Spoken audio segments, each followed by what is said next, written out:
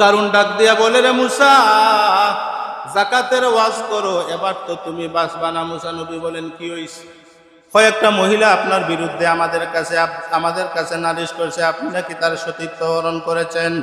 মুসা নবী সঙ্গে সঙ্গে আকাশের দিকে তাকাইয়া বলেন, আল্লাহ, এটা কি হয়ে গেল গো?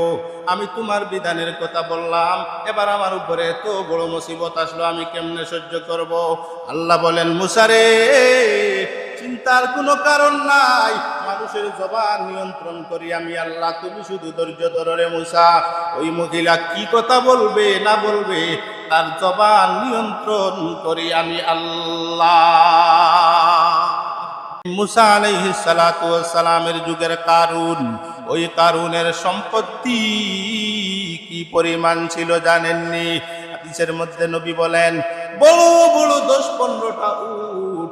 কারুনের শুধু সম্পত্তি যে তালা মারা ছিল, ওই তালার চাবিগুলো শুধুমাত্র কারুনের 10-15টা উট শুধু চাবি বহন করত। এবার চিন্তা করেন কি পরিমাণ সম্পদের মালিক ছিল কারুন। যেই দিন মুসা নবী বললেন, কারুন রে, এবার তোমার উপরে আল্লাহ আইন জারি করেছে। কি আইন জারি করেছে গো মুসা? তখন মুসা নবী বললেন, শতকরা 2.5 টাকা করে হিসাব করে তুমি তোমার মালের যাকাত দেওয়া লাগবে। কারণ তখন মুসা আলাইহিস সালাতু ওয়াস সালামের এই কথাটা শুনে কারুন সম্পত্তির হিসাব নিতে লাগলো। হিসাব নিয়ে দেখে, হায় রে, সম্পত্তির অনেক বড় একটা ভাগ আমি এই মুহূর্তে যাকাত দেওয়া লাগে। আমি তো যাকাত দিব না, কারণ যাকাত দিতে গেলে আমার সম্পত্তির অনেক অংশগুলো কমে যাবে। যাকাত দিব না, তবে মুসা তোমারেও দুনিয়াতে রাখবো না। চিন্তা করছেন? মুসা, আমি যাকাত দিব না, তবে শুনে রাখো, তোমাকেও দুনিয়াতে আমি রাখবো না। তখন কারণ কি করলো জানেননি? কারণ তখন একটা মহিলারে টাকা দিয়ে ভাড়া করে বলে, আমি মানুষকে জমায়েত করব, আর ওই মজলিসে গিয়া তুমি বলবে মুসা আলাইহিস সালাতু ওয়াস সালাম তোমার সঙ্গে কুকর্ম করেছেন। আরেকটু জোরে বলেন নাউজুবিল্লাহ। এক মহিলাকে টাকা দিয়ে ভাড়া করলো কি কারণে? মুসা আলাইহিস সালাতু ওয়াস সালামের ইজ্জতের চাদর ধরে টান দেওয়ার জন্য। ভালো করে শুনে যান, ওই মহিলা যখন মুসা আলাইহিস সালাতু ওয়াস সালামের সামনাসামনি হয়ে গেল, তখন কারুন ডাক দিয়া বলে, রে মুসা, যাকাতের ওয়াজ করো, এবার তো তুমি বাঁচবা না। মুসা নবী বলেন, কি হইছে? কয়েকটা মহিলা আপনার বিরুদ্ধে আমাদের কাছে নালিশ করেছে, আপনি নাকি তার সতীত্ব হরণ করেছেন।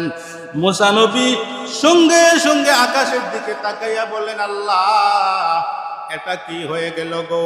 আমি তোমার বিধানের কথা বললাম, এবার আমার উপরে এত বড় মুসিবত আসলো, আমি কেমনে সহ্য করব? আল্লাহ বলেন, মুসা রে, চিন্তার কোনো কারণ নাই, মানুষের জবান নিয়ন্ত্রণ করি আমি আল্লাহ, তুমি শুধু ধৈর্য ধরো রে মুসা।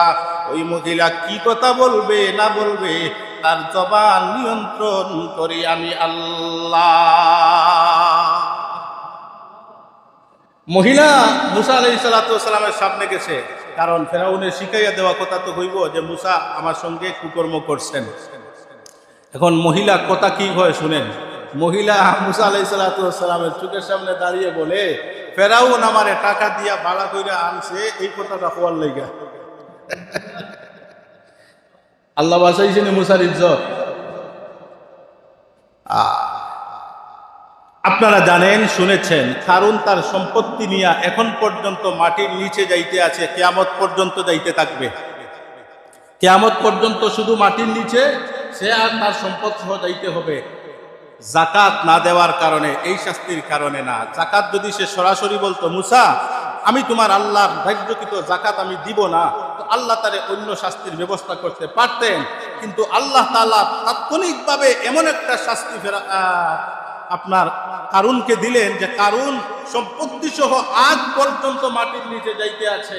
তার একটা মাত্র কারণ, কারুন যখন মুসা নবীর ইজ্জতের চাদর দইরা টান দিতে চাইছে, আল্লাহ বলেন, আমার নবীর ইজ্জতের চাদর দইরা টান দিলে তোমার অস্তিত্ব জমিনে থাকবে না।